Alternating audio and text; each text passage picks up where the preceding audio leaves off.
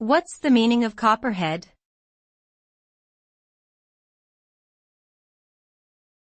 Copperhead.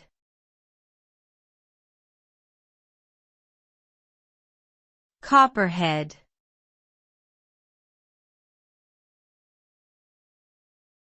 Copperhead.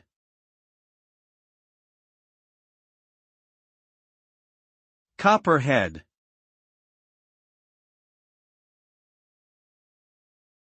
Copperhead is a term that can refer to multiple things, including a type of venomous snake or a political faction in the United States during the Civil War.